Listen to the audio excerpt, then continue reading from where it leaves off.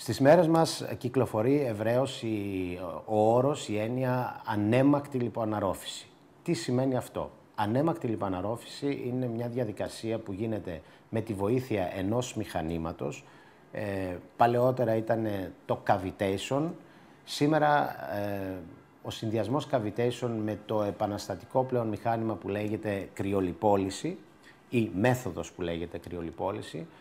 Με τη συσκευή της κρυολιπόλησης, λοιπόν, σε εφαρμογή που γίνεται στο ιατρείο, όχι στο νοσοκομείο ή στην κλινική, τοποθετούμε δύο ηλεκτρονικές κεφαλές στα προεπιλεγμένα σημεία που θέλουμε να μειώσουμε τον όγκο τους.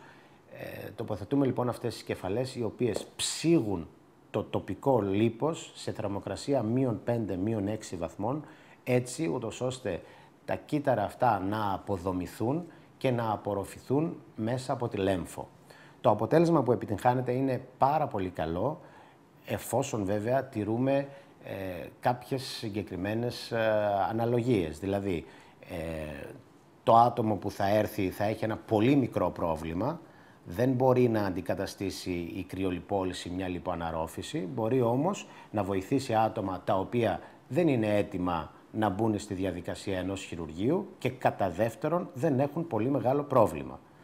Πολλοί με ρωτούν αν αυτή η ψήξη που προκαλούμε στα λιποκύτταρα προκαλεί και ψήξη άλλων ιστών, ούτως ώστε να έχουμε προβλήματα στους άλλους ιστούς, όπως παράδειγμα στο δέρμα.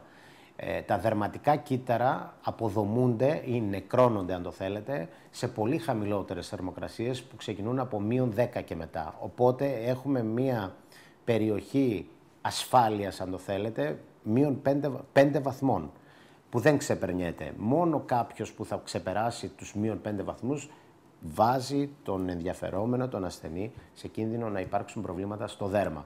Όμως η κρυολιπόληση, που έχει και έγκριση του FDA, του Αμερικάνικου Οργανισμού Φαρμάκων, είναι, εάν τηρούνται αυτοί οι όροι, μια πολύ σίγουρη μέθοδος για να, επαναλαμβάνω, περιορίσουμε πολύ μικρά τοπικά